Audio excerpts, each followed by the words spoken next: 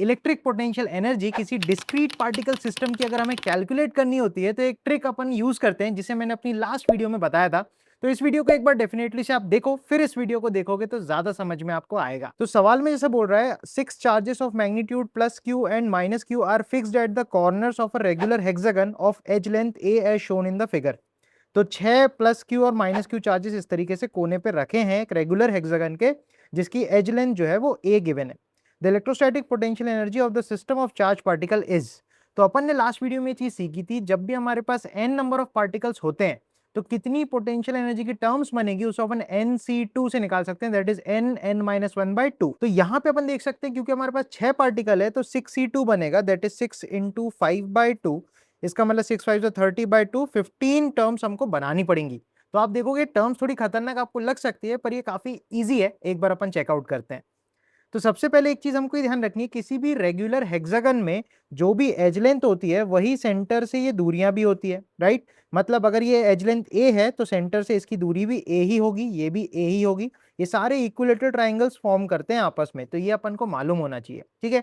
Next चीज अपन को ये पता होनी चाहिए कि ये ए है ये भी ए है, तो इनके बीच में 120 डिग्रीज एंगल होता है, ठीक है।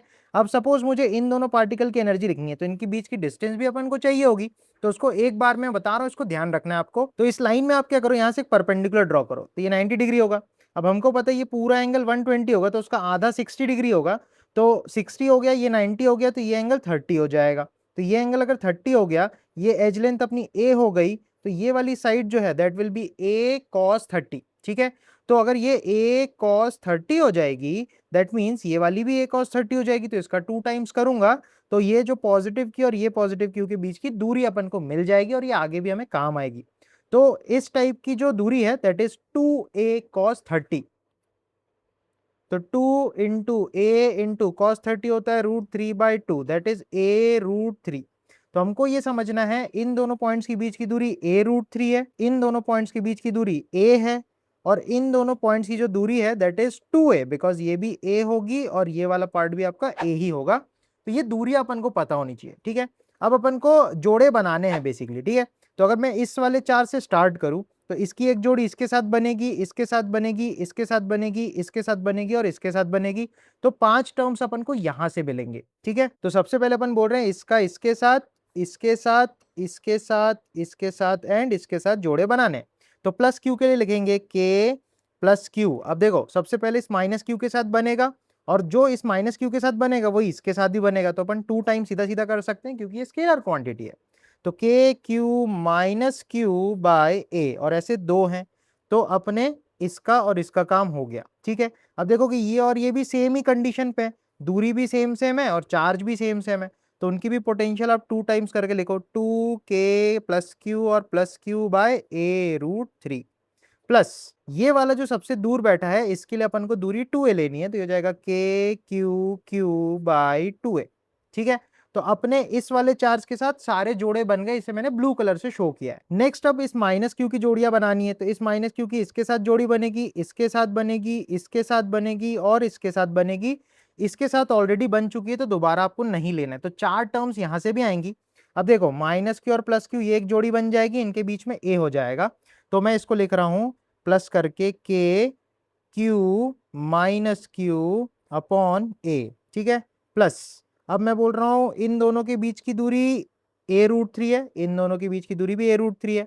ये दोनों माइनस क्यू चार्जेस हैं, यहाँ पे भी ये दोनों माइनस क्यू चार्जेस हैं, तो इसको भी 2 टाइम्स अप करो, 2 टाइम्स ऑफ के minus Q into minus Q will be plus Q square upon a√3 plus next जो आएगा वो ये दोनों के लिए आएगा, तो इसमें आएगा के Q minus Q by A into 2a basically हो जाएगी क्योंकि ये ऐसे सबसे ज्यादा दूर दूर है, तो इस क्यू की भी हिसाब हो गई है, ठीक है।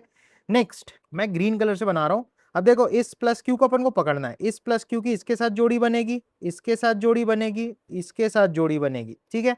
और ये वाली जोड़ी ऑलरेडी बन चुकी है तो इसके साथ नहीं बनानी, ये इसके साथ भी बन चुकी है तो ये वाली भी नहीं बनानी। तो ग्रीन वाले के 3 बनेंगे, ठीक है।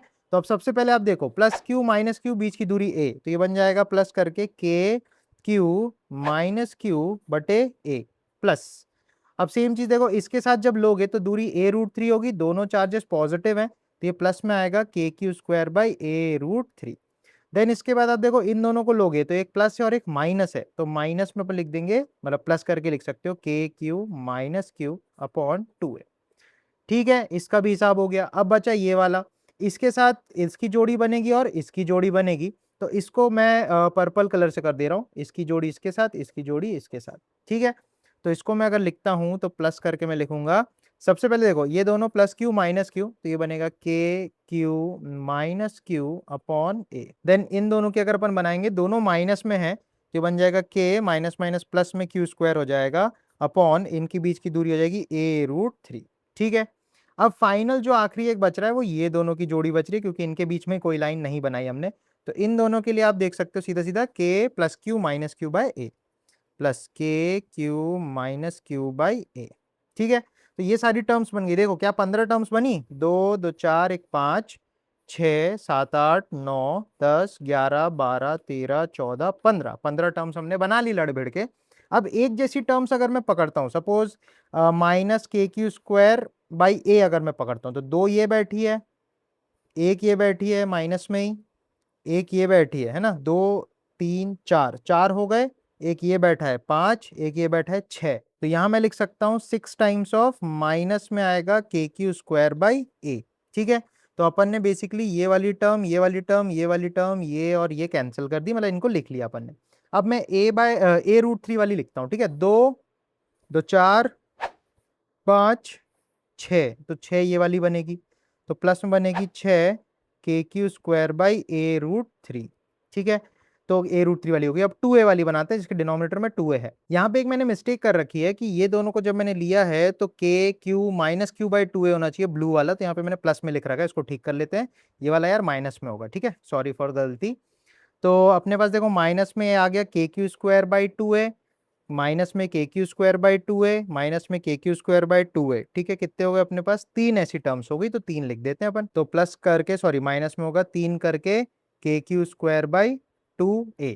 ठीक है, अब यहां से मैं के क्यू स्क्वायर बाई ए को तो कॉमन निकाल सकता हूं, तो निकाल लेते हैं के क्यू स्क्वायर बाई ए को कॉमन निकाला, 3 भी कॉमन निकल सकता है, तो ब्रैकेट में अंदर क्या बचेगा देखो, इसके पास बचेगा -2, इसके पास बचेगा 2/√3, -2 प्लस 2/√3, और ये लास्ट टर्म में क्या बचेगा, 3 आएगा तो 1/2 बचेगा, तो ये आएगा माइनस में 1/2। चलो इसको थोड़ा और अपन को सॉल्व करना पड़ेगा, तो k की वैल्यू 1/4 पाई एप्सिलॉन नॉट लिख लेता हूँ, 4 pi epsilon not Q square, और ऊपर में आएगा 3 अपॉन में आएगा a।